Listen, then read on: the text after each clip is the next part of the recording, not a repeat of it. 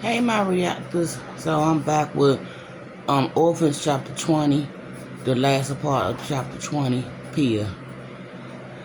But normally, I like to stick to a strict schedule. Well, I have a better one before when I had help. Now that you're here, though, I'm determined to get back to it because the best thing for children is routine. The girls ought to be woken up and dressed while Dr. Hudson and I have breakfast and read the paper. Then you can bring them down to the kitchen to eat their morning meal. I'll prepare all the food. After breakfast, they can play either upstairs or in the backyard, depending on the weather, of course. And then Pia tried to listen, but a strange sensation had come over her, as if she hadn't eaten for days. She felt weak and a little shaky, but couldn't figure out why. Perhaps it was fatigue, or maybe she was hungrier than she thought. She'd been too upset to eat much of anything before she left St. Vincent's. Then, with growing dismay, she realized the sensation was coming from Leo. He wasn't sick, but he wasn't as strong as he should have been either, not for his age. Even Orphan's baby, who had been abandoned and half-starved, felt stronger than he did. Maybe he was coming down with a cold, or perhaps he'd been born too early and was still catching up. She wanted to ask, but didn't think it was a good idea to pry into such personal matters. Not yet, anyway. She wrapped the blanket tighter around his little body and held him close, hoping it wasn't anything serious. Mrs. Hudson returned to the table with a cup of hot tea and 2 slices of bread, brown bread spread with marmalade. "Is this all right?" she said. "The bread is fresh this morning. I can warm up some leftover cream of spinach soup, too, if you like." "No, thank you, ma'am," Pia said. "This is plenty." "Good," Mrs. Hudson said. "I must tell you, I have little tolerance for picky eaters." Pia almost laughed. She couldn't remember if she ever had a slice of fresh bread spread with marmalade. When her family could afford bread, it was always 2 or 3 days old, purchased from a peddler who sold bakery leftovers.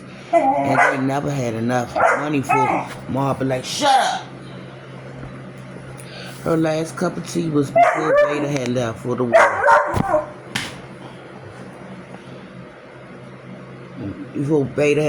war.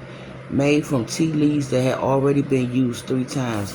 The bread on the plate in front of her smelled delicious, all yeasty and warm, and the marmalade looked sugary and sweet.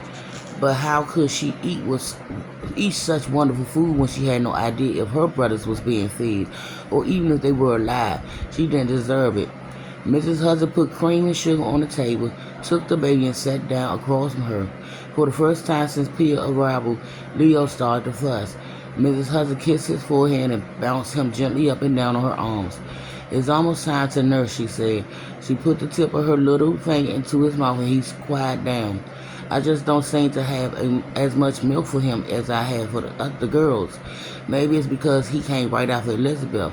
She smiled and rubbed her nose softly against his. "But that's all right because we couldn't be happy to finally get over our sweet little boy." Pia sat with her hands in her lap, wishing she could be honest with the doting mother, who was smiling, oblivious to the fact that something might be wrong with her baby. As if sensing Pia's discomfort, Miss Hudson said, "Please go ahead and eat so I can get you settled." Leo spit out her finger and started to whimper. Mrs. Hudson stood. "Oh dear," she said. "It looks like you'll have to excuse me for a few minutes. It's the gosh darnest thing. He doesn't nurse for very long, but he wants to eat quite often." Pia pressed her lips together, her fear for Leo's well-being growing.